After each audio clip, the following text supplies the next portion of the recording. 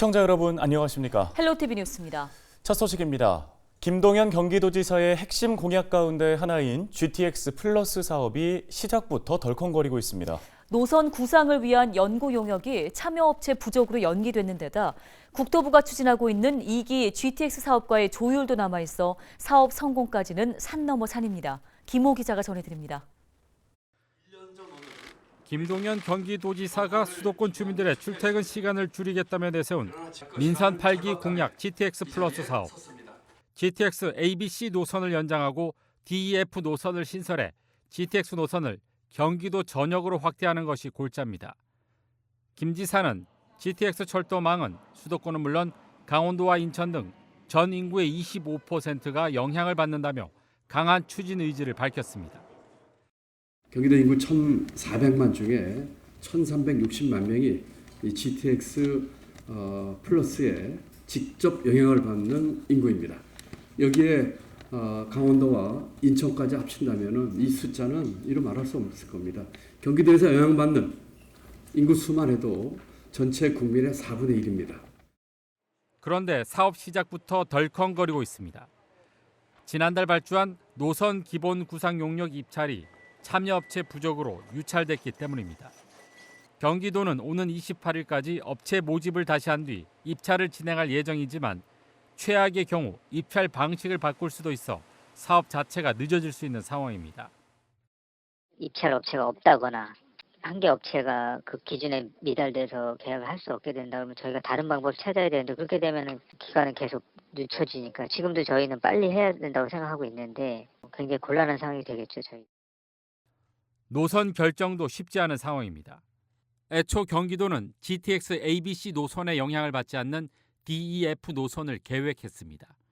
D 노선은 김포에서 부천과 강남을 지나 하남으로, E 노선은 인천에서 시흥과 광명을 지나 사당과 포천으로, F 노선은 파주에서 광화문과 잠실, 위례와 광주로 지나가는 방안을 제시했습니다. 그런데 윤석열 대통령이 2기 GTX 사업을 공약으로 내세우면서 경기도 안과 국토부 안이 달라 조율이 필요한 상황입니다. 국토부가 추진하는 DEF와 저희가 추진하는 DEF를 제안을 해서 국토부가 그거를 조정안을 만들 수도 있고 자기네 노선 외에 경기도 노선을 추가 노선으로 더 할 수도 있는 거고요. GTX 추가 노선은 올 하반기나 내년 초 예정된 제5차 국가철도망 구축 계획에서 결정될 예정입니다. 이에 따라 국토부는 오는 6월까지 GTX DEF 노선에 대한 용역을 마무리할 계획입니다.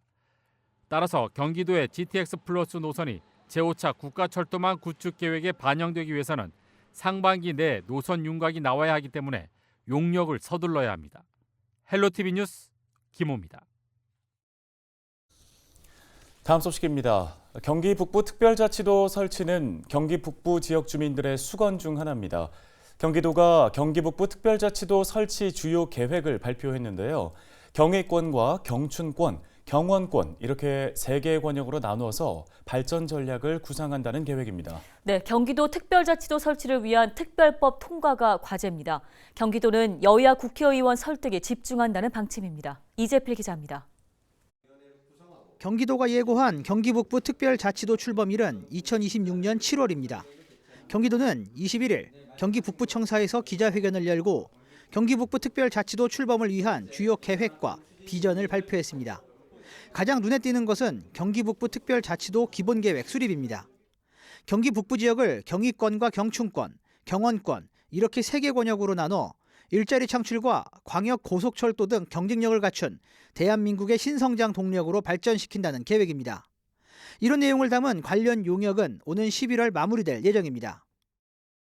수도권 규제, 군사시설 보호구역 등 중첩 규제의 획기적 개선, 한강하구, DMZ 접경 지역의 국제평화 자유지대화, 수도권과 지방 간 상생 발전 모델 구축 등 발전 전략을 구체화하여 수립하겠습니다.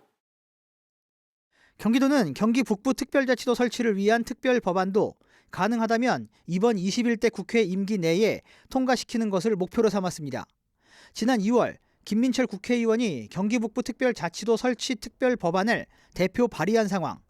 여야 국회의원 설득이 경기도의 핵심 과제로 떠올랐습니다.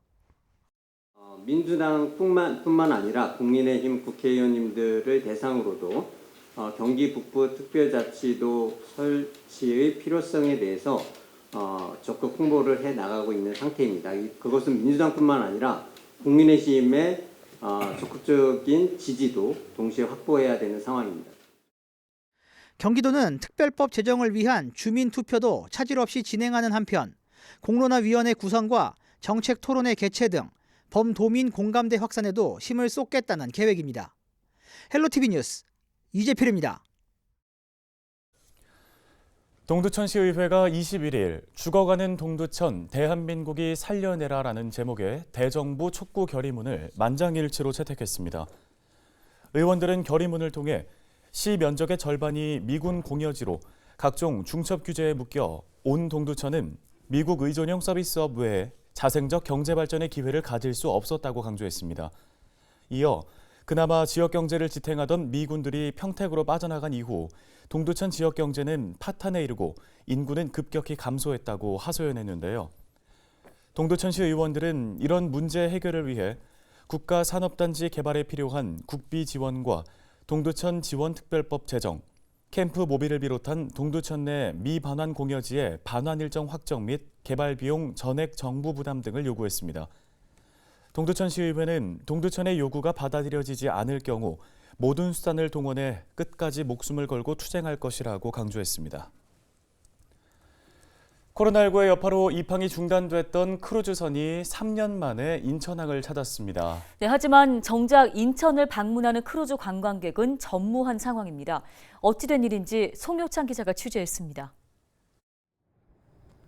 지난 19일 승객 500여 명, 승무원 300여 명을 태운 독일 하팍로이드사의 대형 크루즈 유로파 2호가 인천항에 들어왔습니다. 이 배는 지난 10일 홍콩에서 출발해 일본 오키나와와 나가사키, 부산을 거쳐 인천항에 입항했습니다. 코로나19로 개점 휴업 상태였던 인천항에 관광객을 태운 크루즈가 들어온 건 3년 5개월 만입니다. I feel very good because it's the first time I'm here in Seoul and it's very interesting to be here. 크루즈 입항으로 지역 상권도 간만에 활기가 예상됐습니다. 그런데 관광객들이 향한 곳은 인천 시내가 아닌 서울이었습니다. 이유는 뭘까? 이날 크루즈를 타고 온 승객 중 여행사 버스 9대를 타고 국내 관광을 한 승객은 210명입니다. 이 중 버스 한 대만 인천 지역을 관광했는데 탑승 인원은 고작 9명에 불과했습니다. 나머지 201명은 버스 8대에 나눠 서울로 향했습니다. 관광 프로그램만 봐도 그 이유를 알 수 있습니다. 우선 서울 관광 프로그램은 수문장 교대 의식이 포함된 경복궁과 조계사 방문을 비롯해 난타 공연 관람과 인사동, 남산, 덕수궁, 남대문 시장 등의 코스로 짜여져 있습니다. 반면 인천의 경우는 트라이볼과 G타워, 차이나타운, 신포시장을 오전에 방문하는 일정으로만 구성되어 있습니다. 결국 인천이 아닌 서울로 관광객이 몰릴 수밖에 없는 상황. 하지만 인천관광공사 측은 크루즈는 산업이지 관광이 아니라고 못 박았습니다. 실제로 관광객들이 기항지에 머무는 시간은 길게는 12시간 정도. 서울을 다녀온다고 해도 단체 관광이기 때문에 관람 등을 제외하고는 구매 등의 행위 자체가 쉽지 않다는 것입니다. 또한 실제로 지갑을 여는 사람들은 관광객이 아닌 크루즈 직원들이라고 덧붙였습니다. 저희도 돌아다니고 신포시장 돌아다닐 때 사진이나 이런 것들 이게 어떻게 돌아가는지 저희도 다 보거든요. 그러면 확실히 선원분들이 소비를 훨씬 많이 하세요. 그런 분들이 빨리 사서 보시다가 들어가시고 이런 것들이 이거는 또 그 선사 대리점에서도 말씀해 주시는 상황인 거고.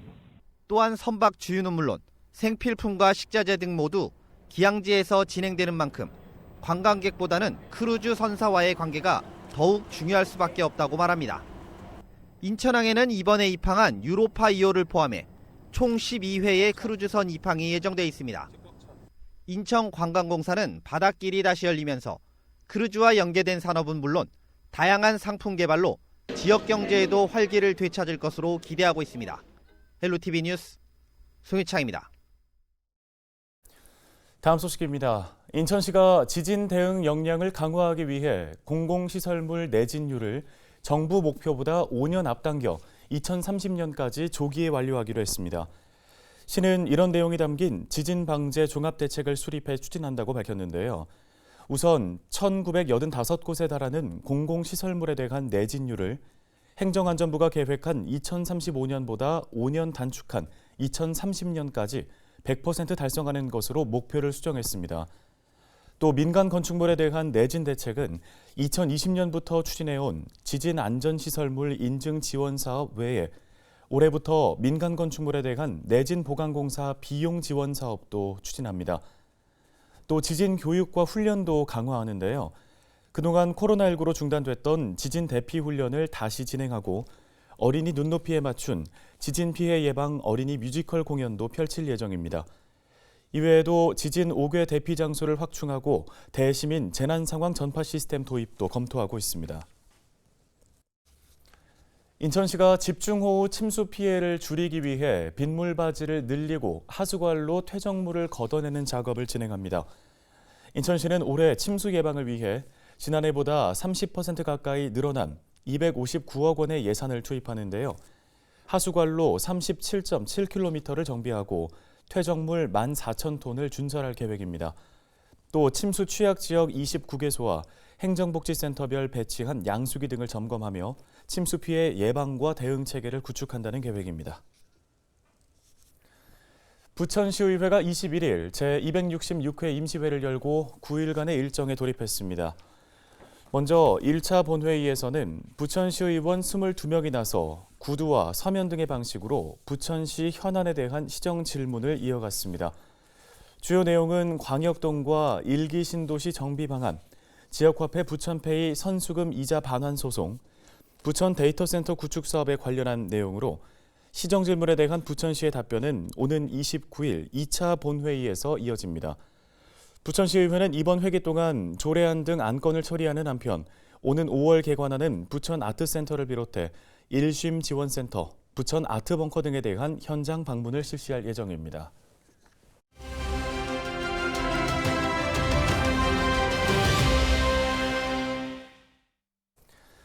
네, 요즘 반려동물 의료비 때문에 걱정하시는 분들 적지 않을 텐데요. 한 자치단체가 반려동물을 기르는 취약계층에게 반려동물 의료비를 무상으로 지원하기로 했습니다. 네, 계양구청 동물보호팀 오은석 주무관을 전화 연결해서 자세한 이야기 나눠보겠습니다. 안녕하십니까? 네, 안녕하십니까. 인천시 계양구청 지역경제과 동물보호팀의 오은석 주무관입니다. 예, 인사드리게 되어서 반갑습니다. 예, 반갑습니다. 우선 이 해당 지원 사업의 취지가 궁금합니다. 어떻게 되나요?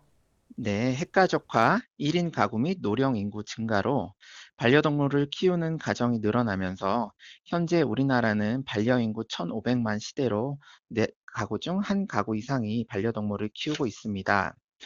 동물은 스트레스와 정서 불안에 시달리는 현대인에게 많은 위로와 도움이 되고 외로움 감소 등 긍정적 효과로 삶의 만족도를 향상시켜주는데요.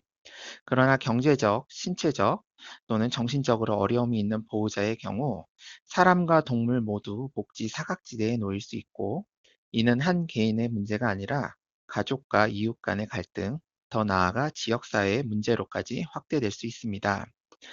이렇게 어려우신 분들의 사회적 고립과 갈등을 예방하고 반려동물과 오랜 시간 건강하고 행복한 삶을 영위하시길 기대하면서 계양구에서는 올해 첫 취약계층 반려동물 의료비 지원 사업을 실시하게 되었습니다. 네, 이번 지원 사업의 자세한 내용과 또 지원을 받으려면 어떻게 하면 되는지도 알려주시죠. 지원 대상으로는 우선 계양구에 주민등록을 둔 취약계층으로 중증 장애인, 기초생활수급자, 차상위 계층이 해당합니다.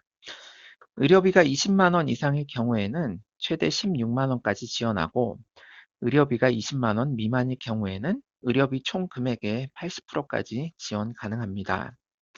지원 세부 항목은 중성화 수술, 질병 치료, 백신 접종, 건강검진 등 의료비 지원 항목으로 용품 비용, 미용 비용 같은 것은 제외됩니다. 올해 반려동물 50마리 예산 규모로 선착순 진행되고 개와 고양이는 내장형 동물 등록을 완료해야만 지원 받으실 수 있습니다. 신청을 희망하는 보호자께서는 신청서, 청구서, 진료 세부 내역 영수증, 통장 사본, 취약계층 증빙 서류를 지참하여 계양구청 지역경제과 5층 동물보호팀에 방문 신청하면 되고요. 꼭 챙기셔야 할 부분은 인천시 관내 동물병원에서 치료를 받은 영수증만이 지원 가능하고 인천시 외 타 지역 동물병원 영수증은 지원 대상이 아니니 이 점 꼭 유의하시기 바랍니다. 네, 갈수록 반려동물 키우는 인구가 많아지고 있습니다. 계양구에서는 이와 관련해서 어떤 정책들 준비하고 계신지 이야기 듣겠습니다. 네, 반려 인구가 증가하면서 반려동물 관련 구민 간 갈등 및 패티켓 미준수 등 사회 문제가 증가하고 있는 것 또한 사실입니다. 계양구는 사람과 동물이 공존하는 올바른 반려동물 문화인식 조성을 위해 매년 다양한 방식의 반려동물 교실을 확대 운영하고 있습니다. 가정 방문형 행동 교정 교육과 온 오프라인 반려동물 교양 강좌에 이어 올해 신규 사업으로 반려동물 행동 교정 전문가를 초청해서 사회적 이슈에 대한 문제점 논의 및 그에 따른 대처 방안 모색, 반려인으로서 꼭 지켜야 하는 패티켓 교육을 실시하려고 합니다. 네, 알겠습니다. 오늘 도움 말씀은 여기까지 듣겠습니다. 계양구청 동물보호팀 오은석 주무관이었습니다.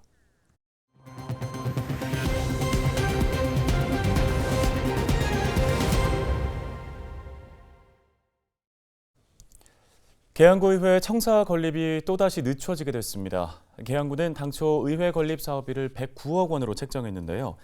최근 설계 용역 결과 167억 원으로 58억 원이 늘어났습니다. 이는 기존 계획보다 면적이 늘어났고 최근 공사 인건비와 자재비 등이 상승했기 때문인데요.